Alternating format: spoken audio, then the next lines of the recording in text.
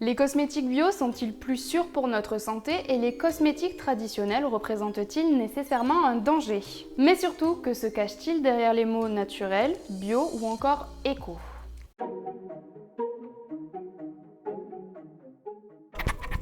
Oh, pardon, je vous avais pas vu. J'étais en train de préparer le futur débat auquel je vais avoir droit dans les commentaires. Car oui, aujourd'hui on parle d'un sujet un petit peu houleux puisqu'on va parler du bio et un petit peu des parabènes. Bonjour à tous, comment allez-vous? Saviez-vous qu'en 2019, plus de 9 Français sur 10 déclarent avoir déjà consommé des produits biologiques et 3/4 d'entre eux déclarent consommer des produits bio régulièrement, c'est-à-dire au moins une fois par mois. Et surtout, suite à une certaine prise de conscience, la consommation de produits bio non alimentaires, donc cosmétiques, ne cesse d'augmenter depuis 3 ans. Vous l'aurez donc compris, le bio, c'est le sujet de la vidéo d'aujourd'hui et on va en discuter ensemble. Commençons alors tout de suite par un peu d'histoire. Tout démarre alors en 2004 où notre président de la République, feu Jacques Chirac, initie la charte de l'environnement. Elle sera définitivement adoptée le 28 février 2005. Cette charte place désormais les principes de respect de l'environnement au même niveau que les droits de l'homme et du citoyen de 1789. Elle institue le principe de précaution.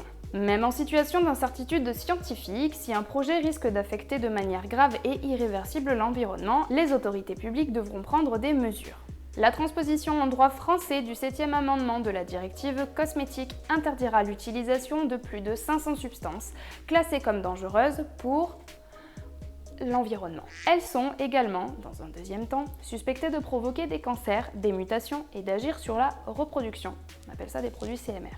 Aussi, 26 substances parfumantes susceptibles de provoquer des allergies doivent être clairement identifiées sur les emballages des cosmétiques au-delà d'un certain seuil, précisé dans la 2003-15 CE.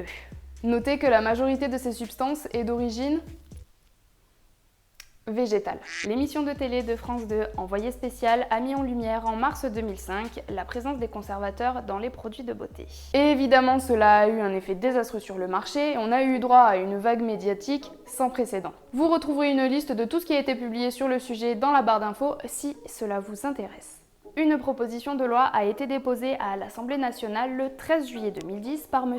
Yvan Lachaud et adoptée en première lecture le 3 mai 2011. Elle interdit la fabrication, l'importation, la vente ou l'offre, oui l'offre, de produits contenant des phtalates, des parabènes ou des alkyphénols. Maintenant parlons du sujet qui fâche, les parabènes. Alors, qu'est-ce que c'est? Les parabènes sont des esters de l'acide para-hydroxybenzoïque. Ils constituent une famille de conservateurs très utilisés depuis les années 30. Comme tout bon conservateur, ils évitent la prolifération microbienne. En pratique, on utilise les méthyl, éthyl, propyl et butylparabènes. La plupart du temps sous forme de mélange pour accroître leur efficacité à faible concentration. Les parabènes pourraient presque être considérés comme bio puisqu'ils sont naturellement présents dans de nombreux produits de votre quotidien, tels que les fraises, le jus de raisin, les extraits de levure, certains fromages, le vinaigre et même la gelée royale. À votre avis, pourquoi est-ce que le miel ne pourrit jamais? Les parabènes sont peu sensibilisants dans une population normale, sauf peut-être sur une peau préalablement lésée, un ulcère à la jambe par exemple. En 1998, Routledge met en évidence une faible activité œstrogénique des parabènes. Faible activité œstrogène. Faible. De 1000 à 1 million de fois moindre que le 17-bêta-œstradiol et 10 à 100 fois inférieur des phytoœstrogènes du soja. Finalement, qui devrait être surveillé en cas de risque de cancer? Concernant l'absorption par voie cutanée, de nombreuses études montrent qu'ils pénètrent dans la peau où ils sont métabolisés en acide para-hydroxybenzoïque. Attention, je m'apprête à dire un truc qui fâche. L'acide para-hydroxybenzoïque, principal métabolite des parabènes, n'a pas d'activité œstrogénique. C'est bon ?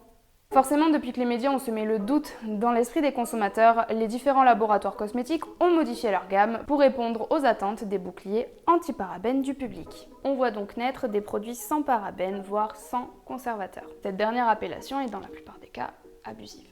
En fait, vous avez 3 solutions. Soit vous ne mettez aucun conservateur, auquel cas vous prenez le risque d'avoir un produit contaminé, ou, au meilleur des cas, avec une DLU faible. Donc avec une perte de produit, puisque dans la majorité des cas, le consommateur n'aura pas suffisamment de temps pour consommer la totalité de son produit avant la fin de la date limite de péremption. Soit vous ne mettez à nouveau aucun conservateur, auquel cas vous choisissez d'utiliser des conditionnements sans air et innovants. Cela rajoutera du coût de production et donc un coût au produit final pour le consommateur. Ou alors, troisième hypothèse, vous utilisez des matières premières au pouvoir antimicrobien qui ne sont pas listées dans la liste des 40 conservateurs officiels. Vous devinerez assez aisément que c'est souvent la dernière option qui est choisie. De ce fait, Martine Basperas, j'espère que je prononce bien son nom, dermatologue, a vu augmenter le nombre d'intolérances aux huiles essentielles antimicrobiennes et aux divers mélanges de produits bio. Par exemple, des allergies à un conservateur très ancien, le Caton, reviennent. Maintenant, on rentre dans le vif du sujet, les produits naturels et les produits bio. Par produit cosmétique naturel, on entend tout produit qui se compose de substances naturelles. Toute substance d'origine végétale, animale ou minérale, ou mélange de toutes ces substances. Et qui est produit, obtenu et traité dans des conditions bien définies. Un produit fini ne peut être qualifié de naturel que s'il ne contient aucun produit de synthèse, à l'exception des conservateurs, des parfums et des propulseurs. Les conservateurs et les parfums sont les produits qui posent, avec les tensioactifs, le plus de problèmes pour la santé. Les cosmétiques bio, quant à eux, contiennent un maximum de matières premières issues du règne végétal, comme les huiles végétales, les extraits végétaux, les huiles essentielles ou encore les eaux florales. Le pourcentage d'ingrédients naturels est très variable en l'absence d'une réglementation spécifique. Les cosmétiques biologiques s'entourent de valeurs éthiques et écologiques telles que la conservation des écosystèmes ou le commerce équitable. Sachez que vous pouvez retrouver facilement les substances autorisées dans les cosmétiques bio dans les chartes des différents labels. Devraient être logiquement interdites les substances naturelles ou non qui n'ont pas fait preuve d'une parfaite innocuité. En premier lieu, l'eau. Elle n'est pas certifiable, c'est-à-dire qu'on ne peut pas dire qu'une eau est bio en dehors des eaux florales, tout au plus elle est naturelle. Un grand nombre de cosmétiques contient de l'eau à proportion de 80 à 90%. On peut alors se poser la question de la signification de la mention bio. À moins d'être un expert en cosmétologie, la liste des ingrédients est difficilement déchiffrable. Mais ne vous inquiétez pas, je vais vous apprendre à déchiffrer tout ça dans une prochaine vidéo. Et c'est pour ça que les labels ont vu le jour. D'un simple coup d'œil, vous pouvez reconnaître ce que vous achetez. EcoCert, c'est un label agréé par le ministère de l'Agriculture, de la Pêche et de l'Alimentation, mais également par le ministère de l'Économie et des Finances. Il est accrédité par le COFRAC et est détenteur des labels AB et Cosmebio. Pour être EcoCert, il faut un minimum de 95% d'ingrédients d'origine naturelle, dont 10% devant être obtenus de l'agriculture biologique. Les 5% d'ingrédients restants doivent faire partie d'une liste d'ingrédients très contrôlée. EcoCert informe les consommateurs en imposant directement sur l'étiquette le pourcentage d'ingrédients issus de l'agriculture biologique. EcoCert interdit la présence de parfums de synthèse, de colorants, de glycol et de silicone. Il interdit aussi le test sur animal. Qualité France. Ce label fondé en 2002 par le bureau Veritas Certification France est agréé par les pouvoirs publics français. Il est aussi accrédité par le COFRAC. Sa charte est identique à celle d'EcoCert à l'exception du pourcentage minimum imposé de végétaux biologiques calculé sur le total des ingrédients. Au minimum 10% pour le bio et 5% pour l'éco. Le logo AB. En cosmétique, le logo AB ne concerne que les huiles végétales et les huiles essentielles. Pour les huiles essentielles, il est réservé à celles produites intra-Union européenne. Ce label garantit une composition de 95% d'ingrédients issus de l'agriculture biologique ainsi qu'une méthode d'extraction mécanique à froid. Les différents labels Cosmebio. Le label bio. Pour avoir ce label, il faut une composition de minimum 95% d'ingrédients d'origine naturelle ou naturelle. Un minimum de 10% du total de ces ingrédients doit être issu de l'agriculture biologique et un maximum 5% de synthèse, dont certains conservateurs. Le label Eco. Pour avoir ce label, il faut un minimum de 95% de matières premières naturelles ou d'origine naturelle. Et cette fois-ci, il faut qu'un minimum de 5% du total de ces ingrédients soit issu de l'agriculture biologique. À nouveau, un maximum de 5% d'ingrédients d'origine synthétique, dont certains conservateurs. Nature et Progrès. Enfin, Nature et Progrès est une association de consommateurs et professionnels engagés. Cette fédération internationale d'agriculture biologique est née en 1964. Les produits certifiés par cette association sont contrôlés par un organisme indépendant, Certipac. Ce label est affranchi aux producteurs qui délivrent 100% de produits issus de l'agriculture biologique. Au minimum, 70% des gammes de la marque doivent être labellisées Nature et Progrès. Vous êtes perdu?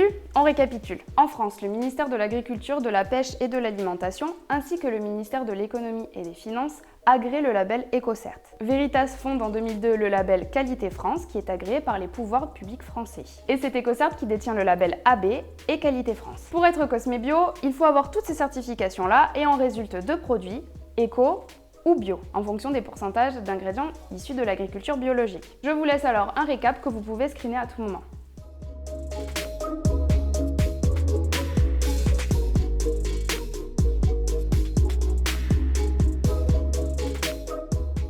En Allemagne, on a le label cosmétique BDIH. Aux USA, on retrouve le label organique USDA. En Italie, c'est l'Association italienne de l'agriculture biologique. En Belgique, c'est un label privé collectif Biogarantie. Et en Angleterre, on retrouve la Soil Association Organique et AgriQuality. On peut donc noter qu'il y a beaucoup de labels différents à travers l'Europe. Et c'est pourquoi les autorités ont voulu regrouper et harmoniser tout ça en créant, non pas un, mais deux nouveaux labels européens.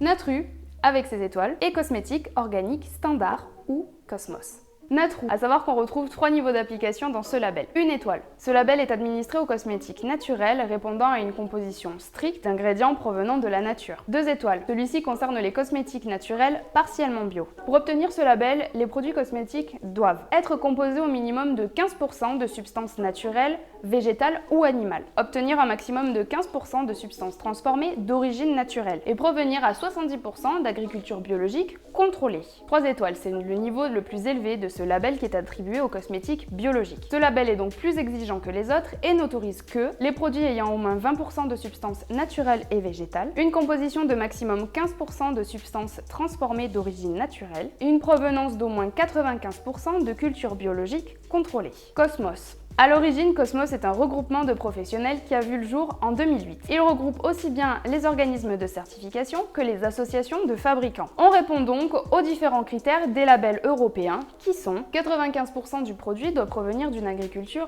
naturelle, 20% de ces ingrédients doivent être bio, 95% des ingrédients naturels transformés mécaniquement doivent provenir d'une agriculture biologique, 30% de ces ingrédients transformés chimiquement doivent être bio et une liste positive n'autorise qu'un maximum de 5% de produits de synthèse, excluant le polyéthylène glycol, les silicones, les dérivés pétrochimiques et les parabènes. Du coup, après vous avoir expliqué tout ça, on peut se demander quoi penser des différents labels et du bio en général. En analysant les différents référentiels bio des différentes chartes, on peut remarquer un certain sectarisme et même un sectarisme certain envers différentes matières premières qui ont pourtant fait preuve de leur innocuité, sans qu'on ne sache réellement pourquoi. On a clairement l'impression de se retrouver dans une phytocosmétique, louable et respectable, mais surtout d'un autre temps. Si on compare à la pharmacie, la phytothérapie est depuis bien longtemps remplacée par les molécules de synthèse. Comme vous pouvez le deviner, les produits naturels ont une variabilité extrême dans leur composition. Alors, quelle garantie peut-on avoir vis-à-vis de certaines matières premières? Du coup, on peut clairement se poser la question, le naturel est-il sans risque, comme on peut le croire d'après certains apprentis chimistes? La digitale, le muguet, la sarriette des montagnes, le pamplemousse, le soja, les huiles essentielles, vous voyez où je veux en venir? Non, le naturel n'est pas sans danger. Si on se fie à la 1223/2009 CE, la sécurité est le point phare de ce texte. La responsabilité de l'industriel et du distributeur sont clairement identifiées, les messages publicitaires sont clairement codifiés, les BPF sont décrites, la cosmétovigilance expliquée et j'en passe. Et ce n'est pas une directive, mais bien un règlement qui, encore une fois, place en priorité la sécurité du consommateur. Maintenant, vous pouvez penser ce que vous voulez concernant le bio, le chimique, les cosmétiques faits maison. Mon but ici est de vous informer en essayant de rétablir la vérité. Parce que oui, un cosmétique pénètre dans la peau puis dans l'organisme et c'est souvent ce que l'on remet en cause lors de toxicité chronique. Mais surtout, un médicament, hors pathologie chronique, ne se prend que quelques semaines alors qu'un cosmétique, des années. Alors le bio, oui, pourquoi pas s'il s'intègre de manière étroite à la nouvelle réglementation et s'il devient enfin lisible, qu'il ne soit pas seulement marketing, tout en informant de façon claire ses consommateurs sur les principaux composants, tout comme les effets attendus. Le consommateur pourra enfin choisir en connaissance de cause. Voilà, j'en ai enfin terminé avec cette vidéo très longue qui m'a demandé beaucoup de travail. J'espère qu'elle vous aura intéressé et surtout que vous y verrez un peu plus clair sur ce gros sujet qu'est le bio. Je vous encourage à me poser toutes vos questions et vos suggestions en commentaire, à me laisser un petit pouce et à vous abonner. Vous êtes de plus en plus nombreux ici et j'avoue, je commence à avoir un petit peu la pression parce que je veux toujours vous proposer du contenu de qualité. C'est d'ailleurs pour ça que je ne suis pas des plus régulières ici. Alors je vous invite à me suivre sur mes différents réseaux sociaux où je poste plus de contenu et surtout plus régulièrement. Je vous laisse donc ici et je vous dis à très bientôt dans une prochaine vidéo. Ciao. Monsieur Mistiti, votre cœur recommence. Hé, madame!